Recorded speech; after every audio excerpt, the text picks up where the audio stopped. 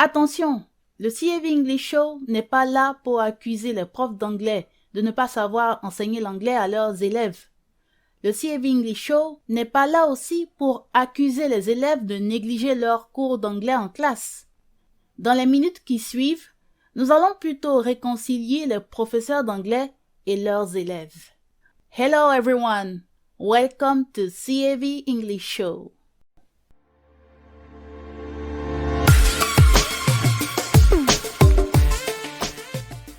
Bienvenue à CAV English Show, votre magazine audio qui vous montre comment surmonter les 3 obstacles majeurs qui vous empêchent de parler l'anglais aisément. CAV English Show, c'est tous les mercredis sur votre chaîne YouTube CAV Service. CAV English Show, un magazine produit par CAV Service, cabinet de coaching en anglais et de production audiovisuelle. Avec CAV English Show, parler l'anglais n'est plus un mystère.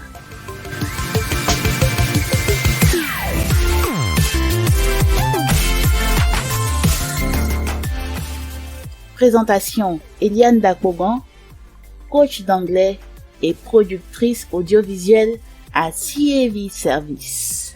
Service de communication d'éducation pour des actions de valeur.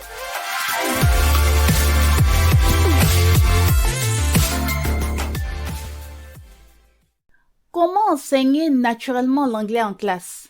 C'est donc le sujet de ce 9e épisode du CAV English Show.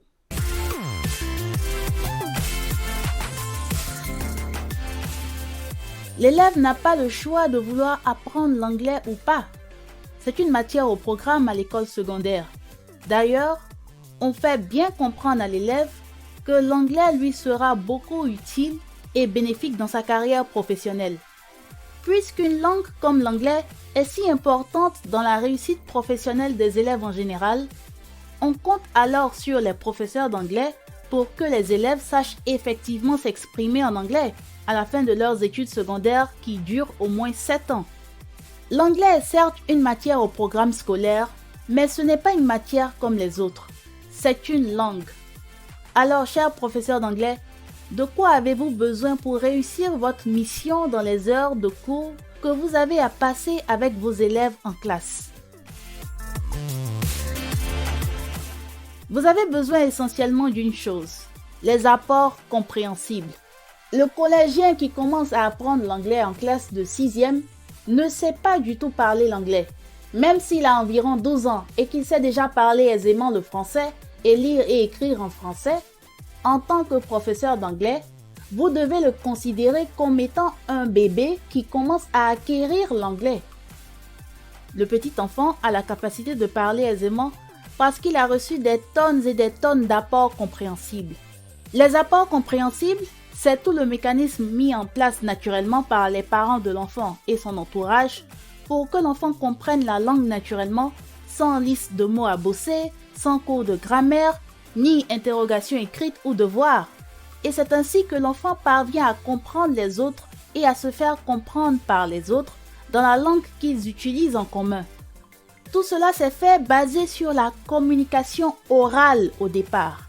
Écouter et parler. La communication orale, c'est la première partie de la formule Z. Écouter et parler, puis lire et écrire, c'est la communication écrite, la deuxième partie de la formule Z. La communication écrite vient un peu plus tard, surtout quand l'enfant sait déjà parler aisément. Les apports compréhensibles de la langue ont été fournis aux petits enfants dès le bas âge, dans les meilleures dispositions naturelles possibles. C'est pourquoi ces apports sont dits compréhensibles.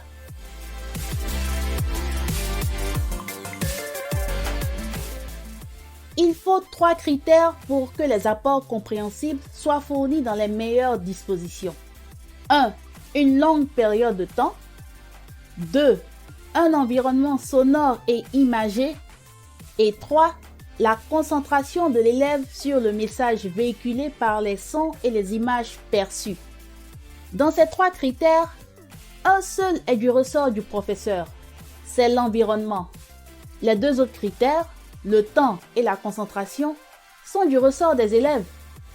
Mais en principe, si l'environnement est bien disposé par le professeur d'anglais, cela crée le cadre idéal pour que les élèves puissent y consacrer leur temps et y mettre de leur concentration. Tout ce que vous attendez de vos élèves, c'est leur présence et leur pleine attention. Et vous gérez l'environnement. Il y a en général 2 heures ou 4 heures de cours d'anglais par semaine pendant chaque année scolaire de 9 mois. Et c'est un processus qui va se répéter durant 7 années à l'école secondaire. Les élèves sont présents et prêts à apprendre. C'est à vous, chers professeurs d'anglais, de créer l'environnement propice pour transmettre les apports compréhensibles. L'environnement doit être sonore et imagé pour transmettre de façon constante et répétitive les apports compréhensibles à tous les sens de l'élève. Voici quelques indicateurs qui vont vous servir de repères pour mieux organiser l'environnement de la classe pour votre cours d'anglais.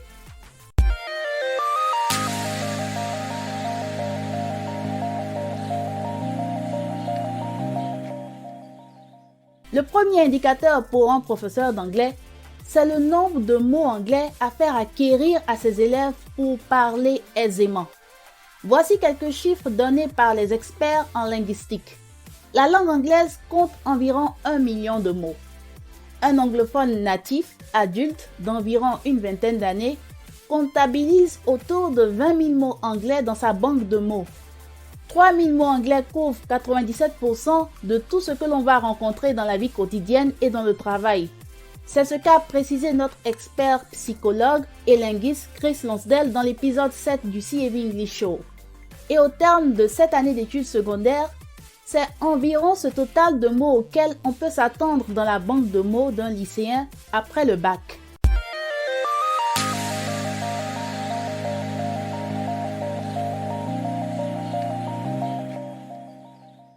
Le deuxième indicateur pour un professeur d'anglais, c'est la période de temps pour faire acquérir les 3000 mots anglais aux élèves. L'élève ne va pas acquérir tous ces 3000 mots en une seule année scolaire. Cela se fera de façon progressive. Alors, il aura besoin de l'ensemble des 7 années de l'école secondaire. L'école secondaire est divisée en 2 périodes. Le premier cycle, de la 6e à la 3e, dure 4 ans. Et le second cycle, de la seconde à la terminale, dure 3 ans. 7 ans au total. Cela permet de repartir l'acquisition de l'anglais en tenant compte des 2 grands aspects de la communication. La communication orale et la communication écrite. Dans la formule Z, la première partie est la communication orale, écouter et parler. La deuxième partie de la formule Z est la communication écrite, lire et écrire. Donc, le maître mot pour que l'acquisition de l'anglais soit une réalité chez l'élève, c'est ceci. Pas du tout de lecture et d'écriture dans un premier temps, tant que l'élève ne sait pas parler aisément. Et quand il aura fini ses 7 années d'études secondaires, il devra avoir au moins un niveau d'anglais comparable à celui d'un petit enfant anglophone âgé de 5 ans. Un de nos experts va nous apporter plus d'éclairage sur les 2 indicateurs que sont le nombre minimum de mots et la période de temps nécessaire pour qu'un élève puisse acquérir ces mots anglais pour parler aisément. Monsieur James Brown est un de nos experts américains, professeur d'espagnol et polyglotte qui parle 7 langues. I used to be a traditional teacher for about 2 years, and then I changed. Bill Van Patten is a linguist or a language instructor. He's written several wonderful books on input. So this is one of my favorite quotes from Bill Van Patten. Languages are too complex and abstract to be taught using traditional teaching methods. We can't use traditional teaching methods to teach languages. In my class, I speak about 80% of the time. I'm speaking the whole time. I ask them yes or no questions, and that's about it.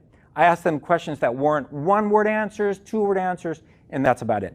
Because I know they need hundreds and hundreds of hours of input, not output. J'ai été un enseignant traditionnel pendant environ 2 ans. Et puis j'ai changé. Bill Van Patten est un linguiste et un professeur de linguistique. Il a écrit plusieurs livres sur les apports linguistiques. Voici l'une de mes citations préférées de Bill Van Patten. Les langues sont trop complexes et abstraites pour être enseignées avec les méthodes d'enseignement traditionnelles. Fin de citation. Nous ne pouvons pas utiliser les méthodes d'enseignement traditionnelles pour enseigner les langues. Dans ma classe, je parle environ 80% du temps. Je parle tout le temps. Je leur pose des questions avec des réponses de oui ou non, et c'est à peu près tout. Je leur pose des questions auxquelles on peut répondre en 1 ou 2 mots, et c'est tout. Parce que je sais qu'ils ont besoin de centaines et de centaines d'heures d'apport, pas de production. This is something I found super interesting. The average textbook has 2,700 vocabulary words in the first-year textbook. And the average 5-year-old knows 2,000 words after 16,000 hours of language acquisition. Think about that. The 5-year-old has 16,000 hours, and he or she knows 2,000 words. But we're expecting our students to know 2,700 words after what, 150 hours? Ridiculous. Way too much. Way too much. I acquired 3,000 words in 800 hours. In 800 hours. That's 3.75 words per hour. So that's the equivalent of taking 10.5 semesters of Arabic, or 4.25 years of Arabic. So basically I took 4 years of Arabic. And how many words did I get? 3,000 words. I speak about 3,000 words. I know about 3,000 words. I'm happy with that. That's good. I'm really happy with that. Voici quelque chose que j'ai trouvé de super intéressant. Un manuel scolaire contient en moyenne 2700 mots de vocabulaire en première année de langue. Et l'enfant moyen de 5 ans connaît 2000 mots après 16 000 heures d'acquisition de la langue. Pensez-y, l'enfant de 5 ans a 16 000 heures et il ou elle connaît 2000 mots. Mais nous attendons de nos enfants qu'ils connaissent 2700 mots après quoi? 150 heures? C'est ridicule. C'est beaucoup trop peu. J'ai acquis 3000 mots en arabe en 800 heures. Cela fait 3,7 mots par heure. Donc, c'est l'équivalent de faire environ 10 semestres ou 4 ans et demi de langue arabe. Donc, en gros, j'ai pris 4 ans pour acquérir l'arabe. Et combien de mots ai-je obtenu? 3000 mots. Je parle environ 3000 mots. Je connais environ 3000 mots. Je suis content de cela, c'est bien. Je suis vraiment content.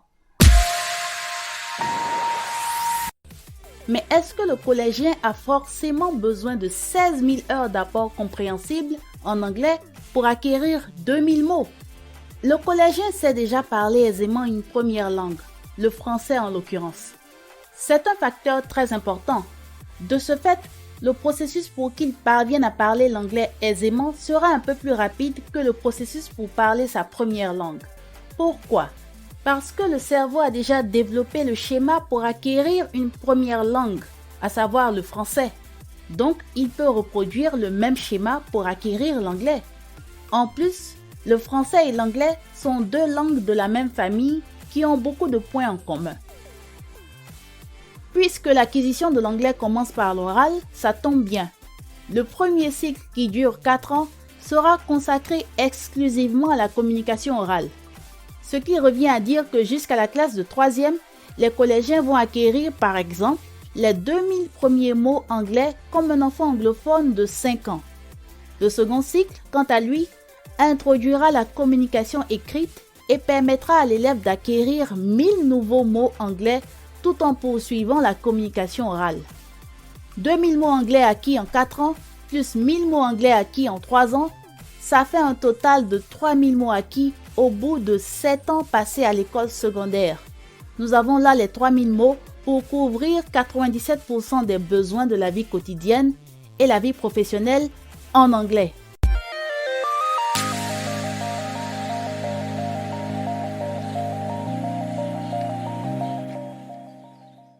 Chers professeurs d'anglais, maintenant, vous avez une idée claire sur le nombre de mots à faire acquérir à vos élèves et sur la période de temps que cela va nécessiter. Il reste un 3e et dernier indicateur. La méthode pour enseigner naturellement les mots anglais à vos élèves en classe. Cette méthode est naturelle parce qu'elle essaie de reproduire la manière dont un petit enfant acquiert effectivement une langue. Écoutons les explications de M. James Brown. If you're acquiring English, so if you don't know any English and I say cry, ooh, ooh, laugh, ha ha, sit down, stand up, run, run quickly, yell. If I tell you a command, I want you to act it out. And that's the way we acquire language. That's just one of the tools we use to acquire language is through TPR. So TPR is one of the best ways to acquire any language. And we know that because all babies acquire language through commands. So we know for a fact that TPR works. And I know it works because I use it in my own classrooms. When I teach Spanish, TPR is a huge part of my syllabus. Si vous êtes en train d'acquérir l'anglais, donc si vous ne connaissez pas l'anglais et que je vous dis en anglais, pleure, ris, assieds-toi, lève-toi, cours vite, hurle. Si je vous donne une directive, je veux que vous l'exécutiez. Et c'est comme ça qu'on acquiert une langue. C'est juste un des outils que nous utilisons pour acquérir une langue, en exécutant des directives. Les directives, c'est l'un des meilleurs moyens d'acquérir une langue. Et nous le savons parce que tous les bébés acquièrent le langage par des directives. Nous savons donc avec certitude que les directives, ça marche. Et je sais que ça marche parce que je les utilise dans ma propre classe. Quand j'enseigne l'espagnol, les directives constituent la partie la plus importante de mon programme. So what we did was we took TPR, which is commands and gestures, and then we put a story to it. We made a story out of the commands and gestures. So TPRS now stands for Teaching Proficiency Through Reading and Storytelling. So TPRS basically means we teach a language through storytelling. The idea around TPRS is this. The brain craves novelty. Once we hear something new and exciting and fun and funny, we laugh, we remember it a lot better. So the way to teach TPRS is we create a funny story.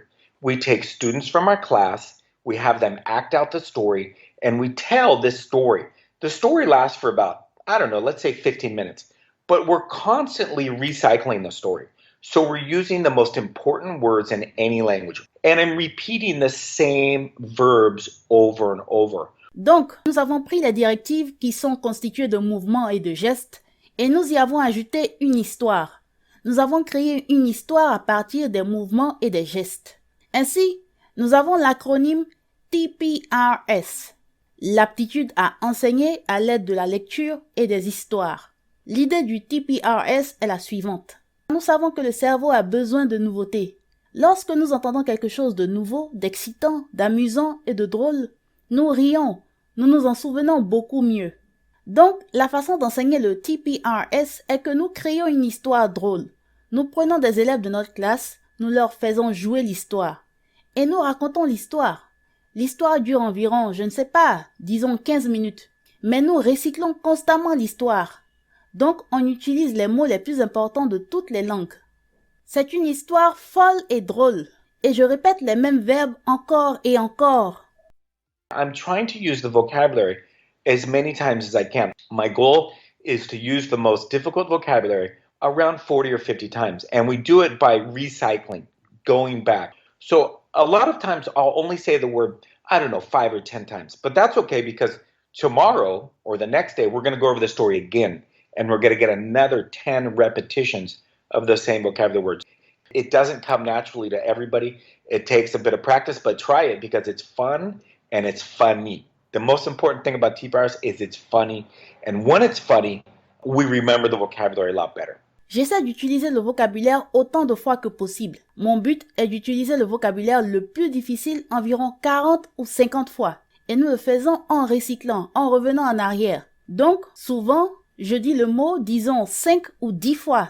Mais c'est bon, parce que demain ou le jour suivant, nous allons revoir l'histoire à nouveau. Et nous allons avoir une autre répétition des mêmes mots de vocabulaire. Ce n'est pas naturel pour tout le monde. Il faut un peu d'entraînement. Mais essayez-le, parce que c'est amusant et drôle. Le plus important dans le TPRS, c'est que c'est drôle. Et quand c'est drôle, on se souvient du vocabulaire encore mieux. C'est à partir de la méthode naturelle pour enseigner l'anglais que les solutions CAV English ont été conçues pour déboucher vos oreilles et délier votre langue. Dans le prochain épisode du CAV English Show, je vous explique comment nous faisons nos séances de coaching en anglais. Hope you enjoyed listening to this show. Catch you in the next one. Bye!